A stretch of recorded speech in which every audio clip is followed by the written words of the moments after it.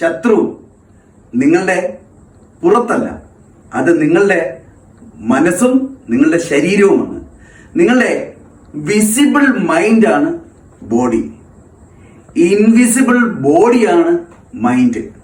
അപ്പൊ ഇത് തമ്മിൽ വേറിട്ടല്ല നിൽക്കുന്നത്, രണ്ടും ഒന്ന് തന്നെയാണ്.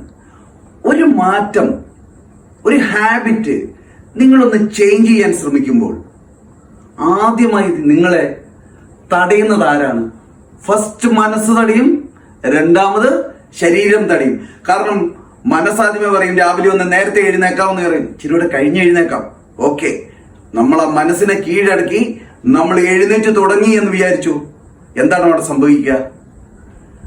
രണ്ടാമത്തെ ദിവസമാകുമ്പോൾ ശരീരം പറയും എനിക്ക് പകലൊക്കെ ഭയങ്കര ക്ഷീണമാണ്, നേരത്തെ എഴുന്നേക്കുന്നത് കൊണ്ട് ഉറക്കം വരുന്നു, ഒന്നും നടക്കുന്നില്ല, ഒന്നും ചെയ്യാൻ തോന്നില്ല. അപ്പൊ എന്താണ് സംഭവിക്കുന്നത്? നിങ്ങളുടെ ശരീരം ഈ മനസ്സിനെ ഒരുമിച്ച് എന്ത് ചെയ്യുവാണ്?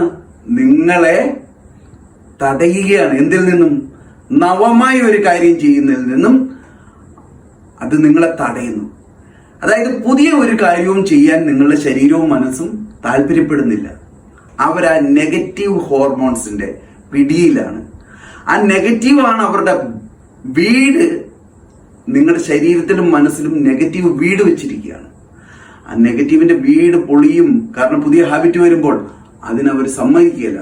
അതിനാണ് ഈ ശരീരവും മനസ്സും ഈ നെഗറ്റീവിനോട് കൂടി നിന്നുകൊണ്ട് നിങ്ങളെ തടയുന്നത്. പക്ഷെ നിങ്ങളുടെ സോളിന് എന്ന് ക്രിയാത്മകമായിട്ട്, നവമായിട്ട്, പുതുതായി എന്തെങ്കിലും ചെയ്യുന്നതാണ് ഇഷ്ടം. അവിടെയാണ് നിങ്ങൾ ക്രിയേറ്റീവ് ആകുന്നത്. അതുകൊണ്ട് നിങ്ങളുടെ ആത്മാവിന് വേണ്ടി നിങ്ങൾ പ്രവർത്തിക്കണമെങ്കിൽ നിങ്ങൾ പുതിയ പുതിയ കാര്യങ്ങൾ ചെയ്യണം. പഴയ നെഗറ്റീവ് ഹാബിറ്റ് മാറ്റണം. അപ്പൊ നിങ്ങളെ ശരീരത്തിനെയും മനസ്സിനെയും നിങ്ങൾ ബ്രേക്ക് ചെയ്യാതെ നിങ്ങളുടെ സോളിന് വേണ്ടി നവമായ നിങ്ങൾ ആഗ്രഹിക്കുന്ന ഒരു ജീവിതം പടുത്തുയർത്താൻ നിങ്ങൾക്ക് സാധിക്കത്തില്ല. അപ്പൊ നിങ്ങൾക്ക് അവിടെ എന്താണ് വേണ്ടിയത്? അതാണ് വിൽ പവർ, ഇച്ഛാശക്തിയാണ് വേണ്ടിയത്. നിങ്ങൾ ഈ ശരീരത്തിന്റെ പ്രലോഭനങ്ങളിൽ നിന്നും മനസ്സിന്റെ പ്രലോഭനങ്ങളിൽ നിന്നും മറികടക്കാനുള്ള ഇച്ഛാശക്തിയോടുകൂടി വേണം നിങ്ങളുടെ ഹാബിറ്റ്സിനെ മറികടക്കാൻ. നിങ്ങളുടെ ശത്രു നിങ്ങളുടെ ശരീരവും മനസ്സുമായി നിൽക്കുന്നിടത്തോളം കാലം നിങ്ങൾക്ക് മാറ്റം എളുപ്പമല്ല. അതിനെ മറികടക്കാൻ കഠിനമായ പ്രയത്നം തന്നെ നടത്തേണ്ട വരും.